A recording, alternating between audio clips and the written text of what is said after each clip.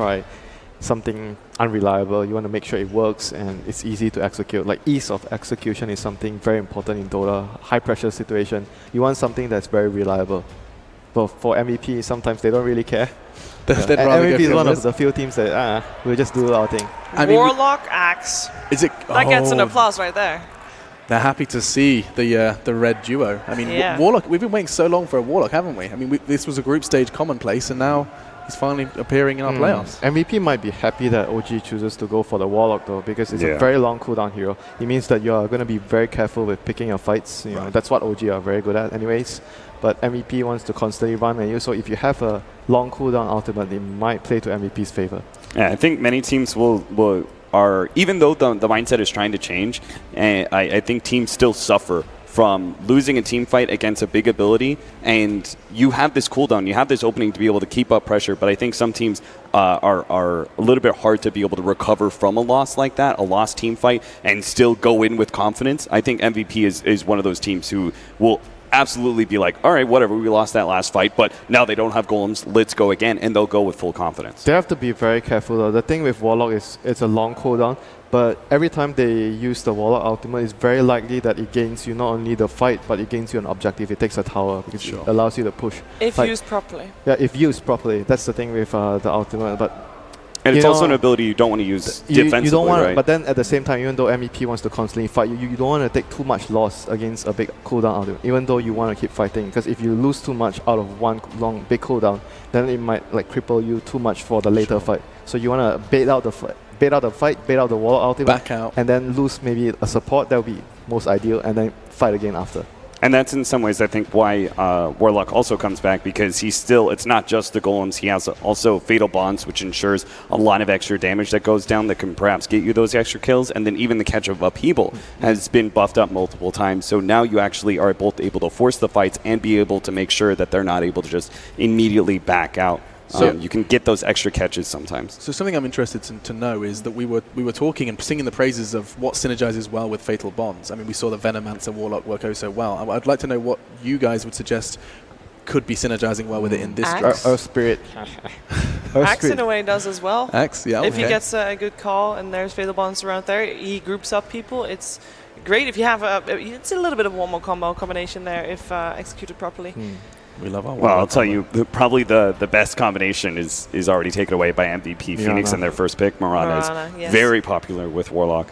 And they followed up with another Vengeful Spirit, which could again be a potential saving hero, right? You use a core to be able to try and bait out the golem, and maybe you can swap back, save that core, leave your Venge to die instead. But it also could still be a very aggressive core Vengeful Spirit, in which case no cooldown, very in your face. It's like very obvious your MVP has this Venge plan against OG. They picked it twice in this series, and I guess like the point that I like to bring up when you open a draft, you want to have a hero that's very flexible in a few positions, because they play him in a core role and in a support role. It allows the captain to have an easier time drafting around. And is that what you consider both Mirana and Vengeful Spirit to be flexible? Yeah.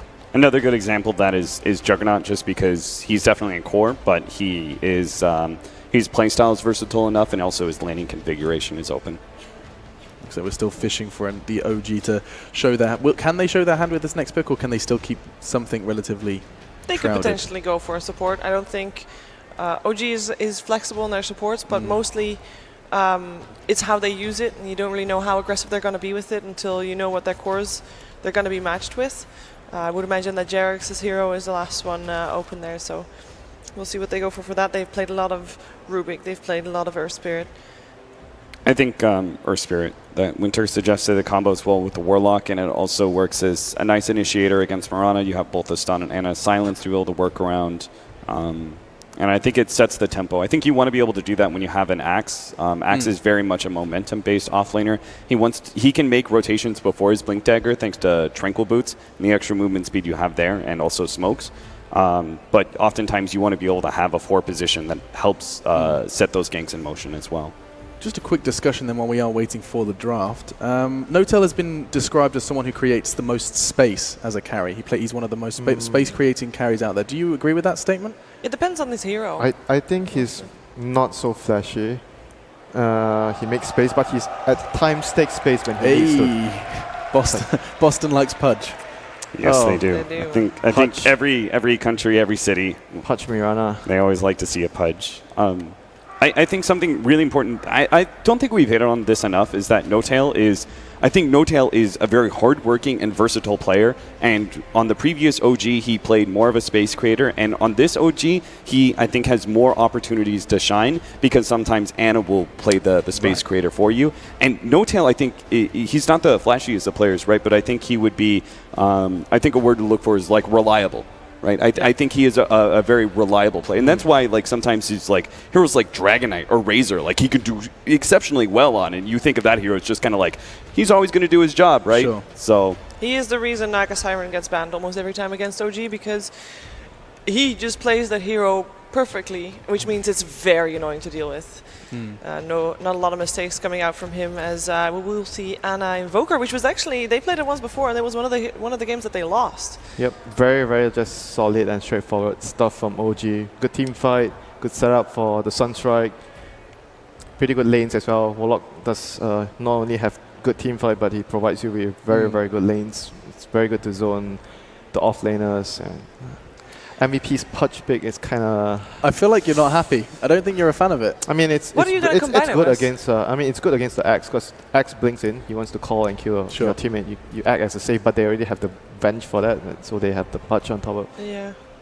There's a Weaver still again. They do like He's that Weaver. like a hero that heavily relies. It's an unreliable hero. It heavily relies on the player itself. Like the player has to be one with the hero, and you understand the hero very well and you need to take a lot of risk with Pudge.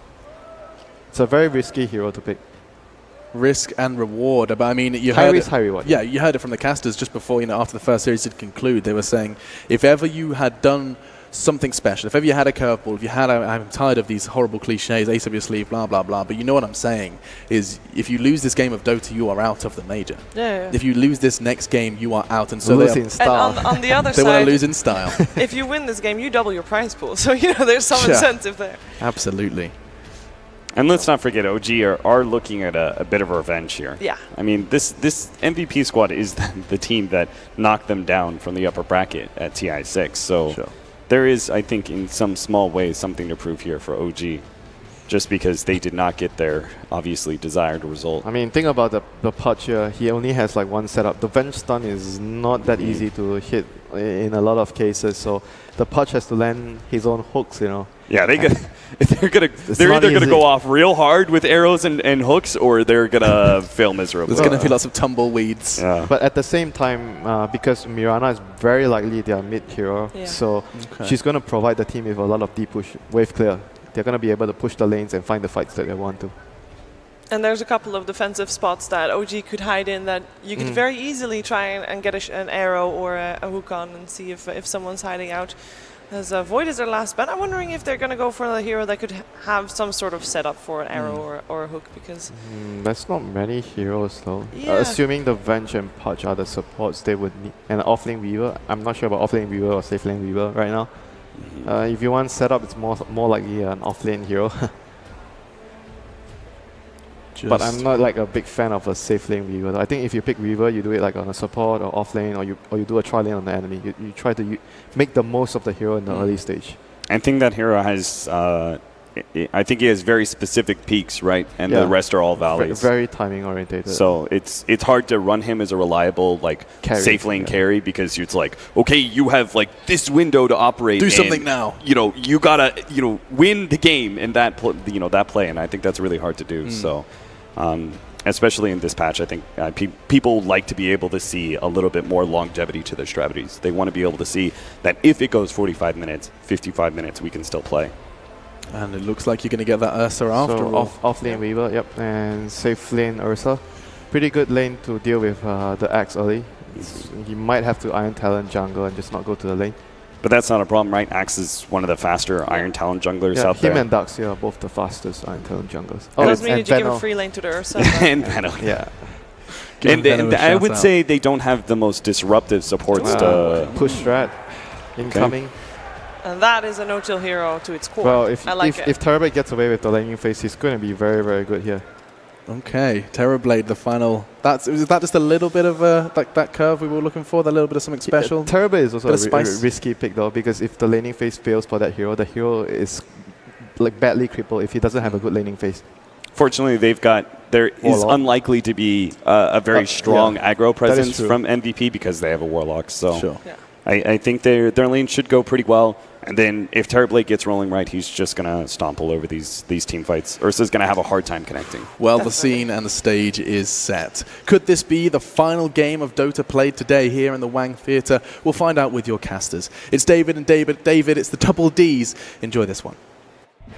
Is he hitting on me, or is that just me? He's hitting on me, LD. Don't flatter yourself. Come on. All right. Well, hey, I'm the voluptuous one, but we've got a game on our hands. MVP, taking OG. Elimination potentially for MVP. If they can win this game, they go to a deciding game 3. Gods ran into Fly and Mad walking backstage, and didn't overhear the whole conversation. But basically, the gist of it was, what are they going to do now? Because clearly, what they've been doing isn't working. We have that figured out. They've got to throw us a curveball. We've talked about it. The analysts have talked about it.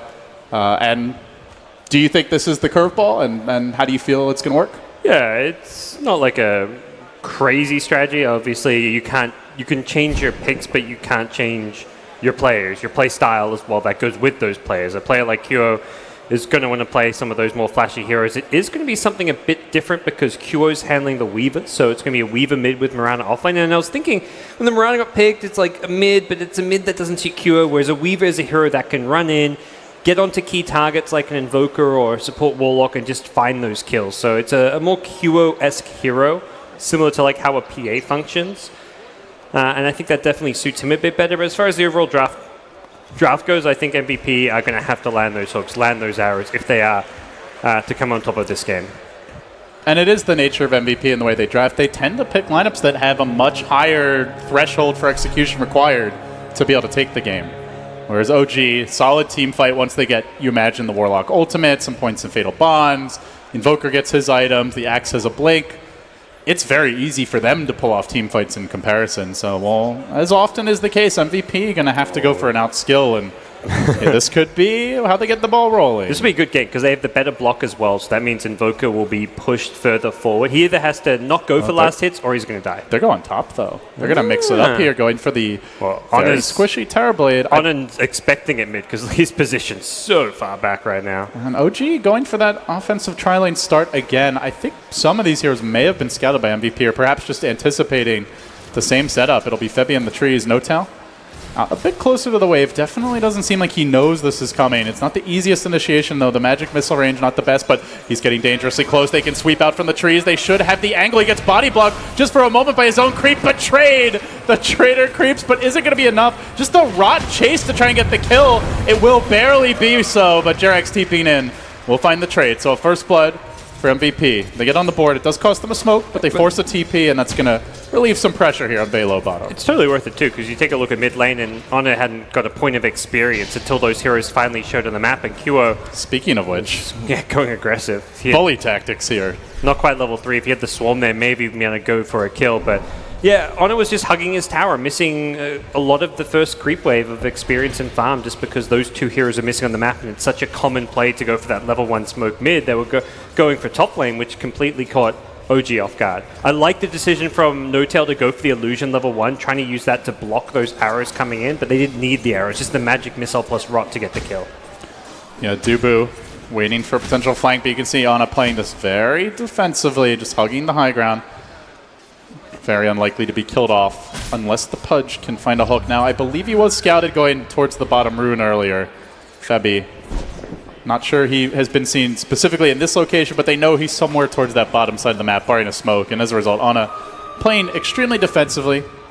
So far, though, the lane's looking decent here. There will be some pressure onto Ana. Going to charge him with the Sakuchi. Doesn't have a point in Wex yet, and QO's just going to go for it. Jarek's joining the fray, though, looking for the turnaround. Sunstrike coming in hot, and it won't be enough. The Fairy Fire there. QO's able to lift the rolling boulder to the right. Jarek's whiffing a bit. MVP, they'll find a second. Well, that's a nice kill to get for MVP. Does mean QO's a bit low on HP here, but he's got Tengos that he can get pulled from the Venge as well. And the Roland's going to miss, and QO not going to go for the punish. He does have to worry about the boulder smash with that Arcane Rune. The Earth Spirit of Jerks has very high uptime. And no stun on Dubu was just a wee bit short as far as mana goes, but he will have it now if he chooses to stick around. And in fact, another smoke, so you can clearly see the game plan for MVP, as you would expect with this draft. They are going to be constantly shifting positions on their supports, looking for pickoffs. Ana, again, starting to take some heavy pressure in the mid lane. It's going to require Jarex as well as Fly to come in and try to assist them. This is the kind of start you want to slow an Invoker down, but there's the Boulder Smash, follow up Sunstrike, not enough damage. In fact, Dubu there with the turnaround, the Cold Snap. Oh, he's able to fade just in time. Sakuchi to the rescue, and Ana will be thwarted once again. That was very, very Meanwhile, close. Fly going to take some punishing here, but there is a Berserker's Call, so Velo doesn't want to He's push got it. 6 stacks of Fury Swipes on him, so Espo has to be very careful here. Any kind of hook or Earthshock could be the death of him. He really wants to reset that, and it looks like he'll get the ability, he'll get to. Jarek's going for the suicide now, but already MVP off to a decent start. That said, though, the side lanes are farming well for OG Gods. S4 basically free farm as there's a hook bottom. Will catch out Fly. Will they have the follow-up? He's got the Earthshock. He instead turns back onto S4. Febby trying to kill Fly off. They're going for the twofer, and they might just get it, but then Jarex arrives. Boulder Smash comes through. Will connect on Febby. Velo still giving chase. S4, 5 stacks, but he's salving up. He's juking through the trees. He winds his way around. He starts to get out, but Dubu there to cut him off at the pass. At least he hopes so. It will be enough, but Fly able to limp away. So they get the core. All the while, No Tail is just freely farming up in this top lane, and 4F starting to really struggle in what's become a 1v1. Yeah, it's not going to be a lane that Mirana can do great in that 1v1. When Metamorph is up, you have to be pretty scared, and 4F just need to respect No-Tail's pressure coming in. But the big thing is you want to try win those other 2 lanes. Pressure the Invoker at mid, find the kills at bottom. As MVP, you're okay exchanging that for the free farm of Terrorblade. And so far they've done pretty decent, only 12 CS on Honor's Invoker, and Kyo's looking to pose a big threat on him in this mid lane. Jarex just camping out mid, but he was scouted for a moment there. So I think Jarek's like not really in his element as far as how he has to play the Earth Spirit. He's forced to play defensive and kind of predict where MVP are going to get aggressive. Normally he wants to be the one ganking, setting things up, but he has to kind of respond to MVP because of the nature of MVP's draft and how aggressive they want to be. Yeah, keeping an eye on OG. They have already started stacking Ancients, and this is something that we have seen a lot from teams over the last 4 to 5 months, where when they run the Axe, it's often the early Vanguard. They will try to, whether it's a Shadow Demon disrupting the Axe or just someone to heal him in the form of the Warlock, they try to clear Ancients early and get that farm advantage. And specifically for OG, it's been a big component of their play style. Yep. EG, probably the other team that really likes to try to play the economy game. Dubu swoops in. He did have his smoke pop, but Axe still has not seen the Venge in the river. Creeping in. It is nighttime. 6-minute rune about to spawn. S4 unlikely to be the one that goes for it. Just not the longest range initiation unless they hit the hook. And Febby, he's going to worm his way into the trees. He does have a tango here if he wants to find a better position. Could eat his way in a bit deeper. S4 is going to show himself for a moment, threatening for a call under tower. But Fly will snag the bounty. Could have gone for Fly at the rune, but they still may. Jarex is here too. Going to find Jarex holding onto the hook for now. They need the combo. He gets pushed onto the high ground. Febby wants to bring him up there with him, but isn't able to do so. S4 meanwhile being forced back by an angry bear. Dubu will have, actually won't have a stun. He's about 20 mana short. While simultaneously No-Tail in the top lane, getting run down by QO. Early rotation from the Weaver. Big kill for MVP. And they're not done just yet in the bottom lane as they continue to pursue Jarex. Febby does have the hook, just barely the mana available. Going for the TP out. Come back here, says Febby.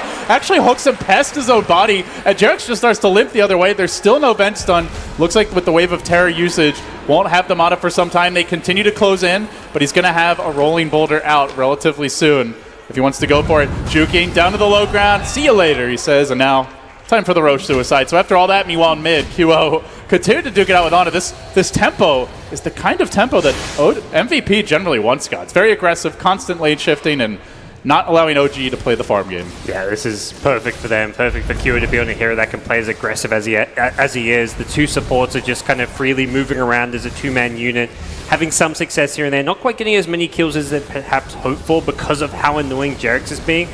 And really hats off to Jarex. He's kind of salvaged this early game for OG. He's basically been buying time for his carries to get all the farm they're getting because he's keeping those supports busy and not even dying. Both of his deaths, the suicide. So MVP haven't found as many kills as perhaps they were hoping for with the supports. It's been more QO rotating around, finding some action. Velo and the Ursa getting one. So We're going to see if the Pudge can truly come online and start landing some of those hooks soon. So he is going to go for another smoke gank here at top lane, it looks like. Him and Dubu. These two-man smokes have been the name of the game. This is the third two-man smoke from this support duo. No TP on Fly. There is one on Jerax, but he's busy dealing with an angry bear, and the scan will be on the mark. So they know he's likely in the area, still under cover of smoke. They move in. Febby was revealed. He lobs out the hook.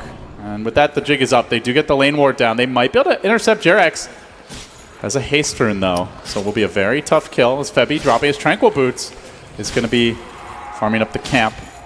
Don't want to see those getting sniped, but should be okay. They know No-Tail has no TP. It looks like they want to go for Jerax on the Earth Spirit, but that's, as we've seen already, a very tough kill to get. Oh, even S4 rotating in 4 up. They know he already used his leap. They're going to try to pursue. Has the phase boots. The hook is there. Pulling Jerax away, then the stun. Securing a kill, but turnaround coming in from OG. They will get the Sunstrike kill with the help of Ana in the mid lane. And speaking of Ana, he's busy dealing with QO, who's diving him under the tower. He will barely survive as they continue to ring around the tree line, trying to bring down the cat lady. Can't HP. Quite do it. Ana so low, and here comes Dubu for the cutoff. He's going to have a wave of terror momentarily, but Ana's healing up. He probably needs an auto attack as well. Not quite enough damage.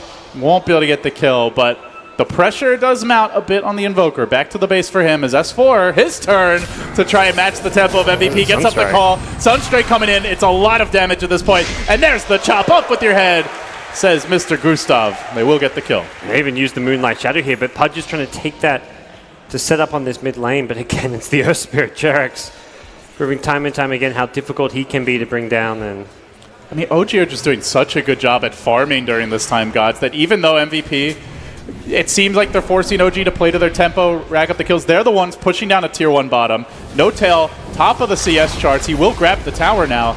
They're barely trailing, in fact, about to be ahead by a significant margin when it comes to net worth, and the same for Experience. So I have to pose you the question, is MVP doing enough? Currently, no, but they're going to keep playing this tempo. They're going to look for Velo perhaps to get that fast blink and keep on going. They're going to use their fourth, and what? I want to say their fourth smoke here. Febby, he did pop down to the low ground, and in doing so, got pinged out. Yep. Jerax keeping his eyes on the minimap, and now the scan to confirm what they likely already knew. S4 wants his blink, but he's not going to die for it. He backs off. He's not even going to farm that jungle, and No-Tail perhaps a bit further forward, but sends the illusions marching through the woods. One does get slightly blocked for a moment, and even the ping now from S4. So OG completely sniffing out MVP's movement. And with that, they start to run pretty low on smokes here. None in the restock for 10 minutes for MVP, and they're even going to end up ganking an illusion. They use 4 smokes in 10 minutes. I haven't seen that in a long time. Normally you use 1 smoke in the first 10 minutes and then 2 to 3 smokes in the mid game. They have 0 smokes for the mid game. And in spite of that, Ana already has his Midas. He wants to use it, but they're going to look for the punish here. The double Starbow connects. Sunstrike up the mark. Jerax going away, and Febby wanted to reel him back in with the hook mid-roll, but can't quite find the range. Yeah. The smokes haven't been super successful, but what has been successful for MVP is the game plan of just ganking and fighting. It's not been overwhelmingly successful. Like, they're not picking up a huge amount of kills. They are still like a tiny bit behind because of the Terrorblade taking towers, but they have put themselves in position to keep going for these fights and kills by having a strong enough early game. And with that, there was also a nice pick-off on the bottom lane as Fly is so close to his ultimate. Desperately trying to secure it. Does get punished. S4's got Blink now, so we'll see if he can set a defense up in this middle lane. Perhaps something that will catch OG by surprise, and perhaps let's say this is now time for them to smoke. They've got lots left. They've got one they're using now. They've still got another one on Fly that's waiting to be used, so oh god, there's this no shortage combo, there. Gods. Level 3 Fatal Bonds with the rock and the lose your blink call. Febby. He's not going to get going on. Dubu, he's going to tank the gank. Probably the ideal target, but it will be free gold and experience going the way of OG as they look now to transition into a tower push and maybe a QO pickoff. He's going to lay out the swarm. Already the glyph committed, but you're against the Terrorblade. This hero pushes extremely hard and very fast. Velo sneaking in, undercover Moonlight Shadow. They're going to drop the rock to try and take this fight, bringing down Febby, and now looking for the follow-up Starstorm. No-Tail shatters too, and Velo still trying to lock onto a target. He will settle on S4, running him down with the clap. He does have an overpower and will be able to kill him off as well, so make it a 2 for 3. It's about to be a 2 for 4. A big fight. MVP nailing OG down. Even the tower defended, and that was with the rock. What a great defense. Yeah, very important. Velo's instantly into the Roshan pit. He doesn't waste time. He's got his Mask of Madness coming on the courier. Jerax, he runs in and he pushes him up and away. Okay. Tried to probably get him on the hill, but didn't achieve that. And he may just go right back in. Mask of Madness, like, I said. Come push me out again, bro. Yeah. There's no rock right now. They don't have magnetize yet. As I say that, Jerax just gets level 6. Oh, triple TP. They also need to respect the Sunstrike. And he's just used the Mask of Madness. Gets bashed immediately. Sunstrike. Velo. A timely enrage, recognizing his demise could be imminent. And I think God's a good thing he backed off there. As had he continued on the Roche, he probably dies and gives it away to OG. Leaves Roche nice and healthy, so something OG can't go for. Having got Metamorph and not likely to work out for them. Take another look at this very helter-skelter fight, which really was defined by a kind of underwhelming Warlock ultimate from OG. Didn't find that big AoE combo they were looking for, and then Ursa able to just clean up afterwards. Yeah, the Weaver got bursted. They focused too much perhaps on Kyo here because Velo just went in with the Enrage, taking no damage whatsoever, and Fly also couldn't really find the best Fatal Bonds onto multiple heroes, so worked really well for Velo. When he gets ignored in the fight, he does more damage than the Weaver there, so worked out just how MVP wanted. They want the fights to come to them. That almost played into their hands with OG going for that aggressive smoke maneuver. And if you have that big ultimate and you don't hit the Fatal Bonds, you don't really combine the Warlock rock with the call, then all of a sudden MVP's draft is perfect for those kinds of chaotic fights. Very low cooldowns, lots of single target, good individual burst, and for OG, they're going to scout out Dubu here on a little journey uphill. The hook does come in for the turnaround. Febby getting the dismember with the rod. Don't think he has quite enough damage yet as Jerax rolls, but it's a very short range roll. Velo coming in for the cleanup, and now Forever on the chase as well. Brings Fly low, forcing him back and away, and they may contest these agents under cover of Moonlight Shadow. Continue pursuit. The Ags is coming soon for 4F Gods. This could be huge for MVP. Yeah, he's got most of the pieces now. I saw him pick up the Blade of Lacrime first, like, is he still going for the Ags? But yeah, now he's got the point booster. Surely you have to get the Ags. That's what I was thinking, but just very rare to see the Blade first, but of course the damage not too bad. MVP's Velo into the Roche Pit. The Act pull will not land, and now S4's in trouble. S4 known for his big plays around the Roche Pit, not able to find one here. Febby, though, will be burst. Good Sunstrike from Ana, but now on the run, he's going to be controlled for the time being. Arrow comes through. Velo, though, they'd love to pop this Aegis. Can they do it? Chases in from No Tail, can't quite finish him off. Still, they have the Fatal Bonds on him. Ana sticking around. Aegis going to be popped in now. Ana almost dead into the pit. One more auto attack will bring him down, but he's not going to drop. OG will now scatter, look for the retreat. Jerax rolling up and away over the hill, and will live to fight another day. So MVP, in the end, Sunstrike. Connect on Velo, not enough for kill, but they do lose their Aegis as quick as they grabbed it, but they get some extra gold to go along with it. They are doing all of this before the Ursa even completes his Blink Dagger. And he's going to have that with the Phase and Mask of Madness soon, and that's where MVP get even scarier in these constant fights and engagements that we're seeing. So MVP will hit this peak where they get the Ags and the Mirana, the Blink on Ursa. Weaver's just looking to get as much stats and to tank up as much as possible. Wouldn't be surprised to see Kuro go into some kind of like Diffusal or Manta just so we can purge off the Earth Spirit Silence, but don't want to keep on fighting even with the Aegis getting immediately taken away. And I want you to expand on that a bit, God. So you look at OG, they have Terrorblade, they have a Quas-Exort Invoker who went for a Midas. We heard briefly from the panel they thought if the Terrorblade gets away with a decent laning stage, it's going to be very tough to deal with. So I'll ask you, how do you see these teams matching up if MVP's not able to just completely run them over at this stage? Can MVP take it late, or are they just going to be in OG's doghouse at that point? They can do it right. Mirana's very good at dealing with those illusions. Nice hook to bail out Dubu. I say bail him out. Looks like Dubu's going to walk back. He's kind of screwed anyways. And chop, and now S4 getting the move speed. Still has a call available. But, I mean, ultra late game, not going to look great. But as far as the Terrorblade having one or two big items, you're doing fine because Mirana Ags will easily deal with TB illusions. You've got good initiation coming out from the Pudge as well as potentially a Mirana arrow. And the Ursa himself who can just go charging in. So I feel much better about MVP's position this game than last. There's no like problem here as they can't deal with. It's just going to be whether or not OG can kind of survive the onslaught and whether they can survive the downtime of their ultimates. There's two big ones, the Warlock Chaotic Offering and the Terrorblade with his Metamorph, I guess, if you're not really an ultimate, but effectively the hero's ultimate. If you don't have those two spells, you have to be very careful about fighting. S4 setting up top, wants to turn this gank on Ana around. Unfortunately, QO's a bit too quick, and he's able to scurry away. Brings the Invoker down solo and lives to tell the tale. Space created for his teammate. Yeah, We'll see 4F grabbing the Aghanims down the Mirana. Short cooldown on the Invoke. He was like 2 seconds short before he could get the Ghost Walk. He actually invoked it right before he died, but the attack of Cure was already midair. And second time that Midas has been off cooldown when he's dead. Not ideal for an Invoker who wants to be pulling ahead. We've, as mentioned, kind of very similar hero to the PA, and that's how Cure is playing it. Bottom lane, they've gone in with the Ursa. Early rock drop, and now Velo just tried to TP away. That's not going to happen, though, as S4 is on the case. No more Aegis for this bear. And down he will go. A slash of the Terrorblades. That was Bring him down, and they're going to find Febby as well here with the roll from Jerax. He tries to turn this. Sunstrike, though, no chance of that. Again, it's the Axe finishing off a low HP hero. Yeah, that was way too aggressive coming out from Velo's Ursa, but it's one of those things where you're kind of feeling it. You've had a really good start. He was 5-0 before that, so he was on a big kill streak, which makes the death hurt him even that much more. But as it stands, MVP just kind of need to keep their cool. They're in a position where they can go well and scale into the mid game. Cure's got 2.5k gold. 4's got the Accept that we talked about him really needing, and now they've got cooldown on the Wall of Rock. So now if they want to look to fight, it's only the Metamorphosis they have to worry about. Oh, S4, they could go for an arrow play here. He was scouted by a freshly planted ward, but... That was 2 towers for Cure. He just suddenly racks up a huge amount of gold off of that. So all in all, the trades we just kind of saw, say, slightly favoring MVP. You know, gods, I hate to harp on this, but I have to bring it up again. 2 games in a row now where Dubu really struggles in the level progression. He's 5 at 19 minutes. Still no swap.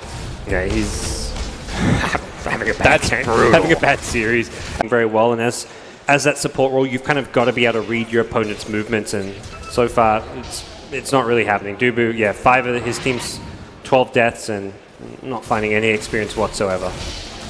There's been a bit of a struggle for him, as we'll see Jerax chilling in the bottom lane. Not going to TP back, but he TPs to the tier 2 bottom, suggesting, oh gee, it's a tough thinking fight. about a tower defense, but they do not have the chaotic offering. Yeah, that's the big one, and they can just kind of chip at the tower with the Mirana and Weaver if they want. Ideally, you keep the Ursa kind of further back or hidden, and yeah, if you're OG, you're thinking, let's wait for the Rock to fight, let's actually split push here. No-Tail's also got no mana on his Terrorblade, so there's absolutely no way to fight around him. He brings himself some mana, Mango in fact, so gets a bit more team fight ready, but tower's already down, and MVP will back off to push out their lanes. So going back to something you brought up, I think it's really important to note here, MVP, much better catch if OG try to play that split push game. They have Moonlight shadowed into Shade as 4F moving on to Fly. There's a Rolling Boulder back. Still that Mirana being held in position. Sunstrike and a chop, they'll get the kill. Fly the trade so far, a 1-for-1, but losing your very farm carry Mirana. Not ideal as Jerax is pursued a bit by QO. All the while, they are split pushing though, Velo, threatening to move in on Ana. I mean, that play there sums up MVP a bit. And they're not done just yet. Looking for S4 now. He wants the turnaround. He's going to try to isolate Dubu. Poor, unfortunate soul that he is. In the trees, and another free offering of gold the way of OG. It's starting to feel like Venge is a big range creep at this point. Yeah, it starts with Mirana leaping in. She thought she had landed the arrow, I want to say, because that was kind of what before it was leaping in as if he'd hit the arrow and was about to get a double Starstorm off to solo kill the Warlock, but the arrow had been sidestepped and then suddenly he leapt into multiple heroes. That was... I mean, it's one of those things where MVP, this aggression will win them games, but sometimes it will also lose them games. Normally it's in the hands of Cure. That was normally the more stable player for it, but he's playing that carry role in some ways with the farm he's got on Mirana. And without a Blink Dagger, he did not have a way in as well as out. So what is the next big timing here for MVP, Gods? Is there a certain objective you'd like to see them go for, an item they're waiting on? No real items. It's more just better initiations, perhaps using that. They've now finally got another smoke they can play around. They want to keep going for pickoffs. And I guess there is the Mirana Blink Dagger, which is going to allow 4F to farm a lot faster. He can then use Blink to initiate and still have the leap to escape. But all in all, MVP just need to find the pickoffs that don't lead into OG turning those fights around. Like bottom lane, not the kind of play you want to be making. You need to kind of read what's going on a bit differently around the map. Well, OG going to smoke and try to cover the bait that is No-Tail's Terrorblade. QO, the first man in, is going to reveal that smoke. Does get caught by a blink. Blade Mail call. Beautiful initiation from S4. Chop number 1, a success. And now looking for the second is Velo. Eats the Magnetize from Jerax. Now it's to back away. They're cold snapping him. Already committing his ultimate. And with the Mask of Madness, he drops pretty quickly. Can they finish him off? The Ursa's down. They find 3, make it 4 heroes. Biting the dust. All of it scouted. by QO, but unable to get out before OG closed in. And by the way, they did that without the Chaotic Offering. Yeah. And the timings come really for OG at this point. When they've got Rock and Metamorphosis, they are bloody strong and hard to deal with. No-Tail in the front lines with the Metamorphosis is just king of the team fight with his actual damage output. And they don't even need a Rock. When MVP's kind of committing that hard on them, if they don't get more done with the Ursa Enraged, they're going to be in trouble. A really nice catch there by S4. You can see actually a slight glimpse of QO's Weaver before he tucked behind the trees. So able to isolate him, bring him down. And from there, it's just kind of a route with the additional move speed that the team garners from Culling Blade, making it very easy to find those follow-up kills. See some of the perhaps despair on QO's face there. He knows things are not going too well for him. That's a couple, both his recent deaths where he's gotten bursted down while either silenced or cold, and hasn't been able to do as much in the team fights. He's been great as far as getting pickoffs and finding kills when he's gone rotating around the map, but anytime he's tried to go with his team, take a kind of head-on fight, he's been one of the targets that OG are just locking down and preventing from having an impact on the fight. And I think MVP want to bring more numbers. They didn't have them around last time. This time they're going as 5. They're smoked up. They know Roche has respawned, and they may actually use this to take an Aegis if they so choose, but ideally they want to get kills. Dire scan though, scouts it all out. MVP not going to be getting an easy jump on OG. They're still thinking about a hook here for Febby. Creeps in, QO. Backing away, only an illusion though, and now it's OG's turn to move. They have to magnetize. They have to move fast. Jerax just got mana back at base. They've got the full combination available. Roche is already dead. Oh no, the bash at the worst possible time. Velo will snag that Aegis, but slows him down, and they are going to be able to force Fly back and away. Holds onto the Chaotic Offering. Arrow did connect in the meanwhile on S4 is the Axe. Thinking about a retreat, but not sure he can run away from this Mirana. Velo's there. They're going to gang up on him. He almost gets a double kill with that blade mail damage, but Febby combining with the team will find the kill. So they grab an Aegis, they get a kill, and they don't lose anything.